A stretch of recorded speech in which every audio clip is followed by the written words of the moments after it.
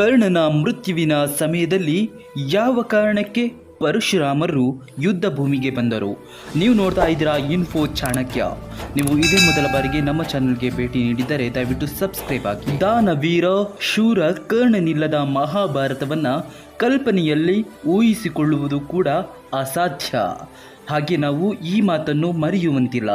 ಕರ್ಣನು ಕೌರವರ ಸೇನಾಧಿಪತಿ.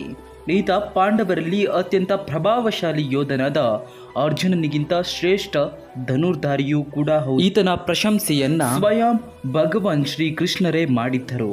ಅದರ ಜೊತೆಗೆ ಕರ್ಣನು ಬಹುದೊಡ್ಡ ದಾನವೀರನಾಗಿದ್ದನು. ಹಿಂದು ಮುಂದು ನೋಡದೆ ಯುದ್ಧದ ಪರಿಣಾಮವನ್ನು ಅರಿತಿದ್ದರೂ ಕೂಡ ತನ್ನ ಕವಚ ಕುಂಡಲವನ್ನ ದಾನವಾಗಿ ಕೊಡುತ್ತಾನೆ. ಸ್ನೇಹಿತರೆ, ಕೆಲವೊಂದು ತಪ್ಪು ನಿರ್ಧಾರಗಳು ನಮ್ಮ ಜೀವನಕ್ಕೆ ಬಹುದೊಡ್ಡ ಏಟನ್ನು ಕೊಡುತ್ತದೆ ಎಂದು ಅದರಂತೆ ಕರ್ಣನು ದುರ್ಯೋಧನನೊಂದಿಗೆ ಮಿತ್ರತ್ವ ಮಾಡಿದ್ದು. ಈ ಕಾರಣಕ್ಕೆ ಕರ್ಣನು ಕೆಲವೊಂದು ಮಹಾಪ್ರಮಾದವನ್ನು ಮಾಡಿದ. ಇದರ ಪರಿಣಾಮವನ್ನು ಯುದ್ಧ ಭೂಮಿಯಲ್ಲಿ ಕರ್ಣನು ಅನುಭವಿಸಬೇಕಾಯಿತು. ಇದು ಅವನ ಅಂತ್ಯಕ್ಕೂ ಕೂಡ ನಾಂದಿ ಹಾಡಿತು. ಬನ್ನಿ ತಿಳಿದುಕೊಳ್ಳೋಣ. ಕರ್ಣನ ಅಂತ್ಯದ ಸಮಯದಲ್ಲಿ, ಆತನ ಪ್ರಾಣ ಪಕ್ಷಿಯು ಹಾರುವ ಸಮಯದಲ್ಲಿ, ಕರ್ಣನ ಗುರುವಾದ ಪರಶುರಾಮರು ರಣಭೂಮಿಗೆ ಯಾವ ಕಾರಣಕ್ಕಾಗಿ ಬಂದರು? ಕರ್ಣನಿಗೆ ಶಾಪವನ್ನು ಕೊಟ್ಟಿದ್ದು ನಾವು ಅರಿತಿದ್ದೇವೆ. ಕರ್ಣನು ಗುರು ದ್ರೋಣರ ಬಳಿ ವಿದ್ಯೆ ಕಲಿಯಲೆಂದು ಹೋದಾಗ ಗುರು ದ್ರೋಣರು ಶಿಕ್ಷಣವನ್ನು ಕೊಡಲು ನಿರಾಕರಿಸಿದರು. ನಂತರ ಕರ್ಣನು ಪರಶುರಾಮರ ಬಳಿ ಹೋಗಿ ತಾನು ಬ್ರಾಹ್ಮಣ ಹುಡುಗ, ತನಗೆ ಶಿಕ್ಷಣ ನೀಡಿ ಎಂದಾಗ ಪರಶುರಾಮರು ಒಪ್ಪಿಕೊಂಡು ಶಿಕ್ಷಣ ಪ್ರಾಪ್ತಿ ಮಾಡುತ್ತಾರೆ. ನಂತರ ಸತ್ಯ ತಿಳಿದಾಗ ಕರ್ಣನು ಬ್ರಾಹ್ಮಣ ಹುಡುಗನಲ್ಲ, ಸೂತಪುತ್ರನೆಂದು ತಿಳಿದಾಗ ಕರ್ಣನು ಸುಳ್ಳನ್ನು ಹೇಳಿದ್ದಕ್ಕಾಗಿ ಆತನಿಗೆ ಪರಶುರಾಮರು ಶಾಪವನ್ನು ಕೊಡುತ್ತಾರೆ. ಅದುವೇ ಕರ್ಣನ ಸಂದಿಗ್ಧ ಸಮಯದಲ್ಲಿ ಕರ್ಣನಿಗೆ ಪ್ರಾಪ್ತಿಯಾದ ಸಂಪೂರ್ಣ ವಿದ್ಯೆಯು ಮರೆತು ಹೋಗಬೇಕೆಂದು. ಅದೇ ರೀತಿಯಲ್ಲಿ ಆ ಒಂದು ದಿನ ಬರುತ್ತದೆ. ಕರ್ಣನ ರಥದ ಚಕ್ರವು ಕೆಸರಿನಲ್ಲಿ ಸಿಲುಕುತ್ತದೆ. ಅದನ್ನು ಎತ್ತುವಾಗ ಕರ್ಣನು ಕಲಿತ ವಿದ್ಯೆಯನ್ನು ನೆನಪಿಸಿಕೊಳ್ಳಲು ಮುಂದಾದಾಗ ಕರ್ಣನಿಗೆ ವಿದ್ಯೆ ನೆನಪಿಗೆ ಬರುವುದೇ ಇಲ್ಲ. ಈ ಸಮಯದಲ್ಲಿ ಶ್ರೀಕೃಷ್ಣರು ಅರ್ಜುನನಿಗೆ ತಿಳಿಸುತ್ತಾರೆ ಕರ್ಣನ ವಧೆ ಮಾಡೆಂದು.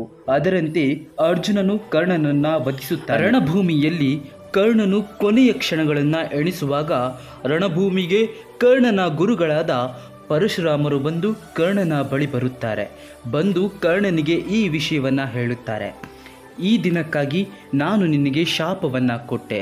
ಹೇ ಪುತ್ರ, ಯುದ್ಧದಲ್ಲಿ ನಿನಗೆ ವಿಜಯ ದೊರೆಯುವುದರಿಂದ ನಿನಗೆ ಏನೂ ದೊರೆಯುವುದಿಲ್ಲ. ವಿಜಯದ ಸಂಪೂರ್ಣ ಅಧಿಕಾರ ಇರುವುದು ಪಾಂಡವರಿಗೆ ಮಾತ್ರ. ವಾಸುದೇವರಿದ್ದಾಗಲೂ ನೀನು ಯುದ್ಧವನ್ನು ಗೆದ್ದರೆ ನೀನು ಕಂಗಾಲಾಗುತ್ತೀಯ. ಪಾಂಡವರಿಗೆ ಮಾತ್ರ ಈ ಗೆಲುವಿನ ಅಧಿಕಾರ ಇರುವುದು. ನೀನು ಈ ವಿಜಯಕ್ಕೆ ಸಕ್ಷಮನಲ್ಲ. ಈ ಕಾರಣಕ್ಕೆ ನೀನು ಇದನ್ನು ನಿನ್ನ ಭಾಗ್ಯವೆಂದು ಭಾವಿಸು. ಅಭಿಮನ್ಯುವಿನ ಹತ್ಯೆಯಲ್ಲಿ ನೀನು ಕೂಡ ಭಾಗಿಯಾಗಿದ್ದೆ. ಇದರಿಂದ ನೀನು ದುರ್ಯೋಧನನ ತಂತ್ರದಿಂದ ಮುಕ್ತನಾಗಿರಲಿಲ್ಲ. ಎಲ್ಲ ಅರಿತಿದ್ದರೂ ಕೂಡ ನೀನು ಅಜ್ಞಾತನಾಗಬೇಡ.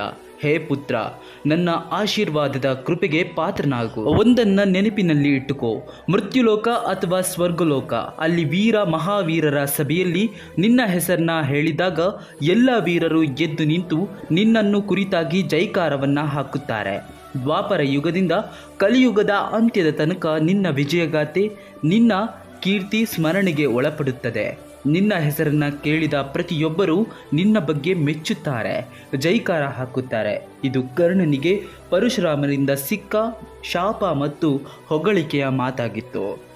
ನಿಮಗೆ ಕರ್ಣನ ಬಗ್ಗೆ ಏನು ಅನಿಸುತ್ತದೆ? ಅಲ್ಲದೆ ಪರಶುರಾಮರು ಕರ್ಣನ ಬಗ್ಗೆ ಹೇಳಿದ್ದು ಸರಿನಾ? ಕಮೆಂಟ್ ಮಾಡಿ ತಿಳಿಸಿ. ಈ ವಿಡಿಯೋದ ಬಗ್ಗೆ ನಿಮ್ಮ ಅನಿಸಿಕೆ ಅಭಿಪ್ರಾಯಗಳನ್ನು ಕಾಮೆಂಟ್ನಲ್ಲಿ ತಿಳಿಸಿ ಅಂತ ಹೇಳ್ತಾ, ವಿಡಿಯೋ ಇಷ್ಟ ಆದರೆ ಲೈಕ್ ಮಾಡಿ, ಶೇರ್ ಮಾಡಿ, ಹಾಗೆ ಸಬ್ಸ್ಕ್ರೈಬರ್ ಆಗಿ ಅಂತ ಹೇಳ್ತಾ ಧನ್ಯವಾದಗಳು.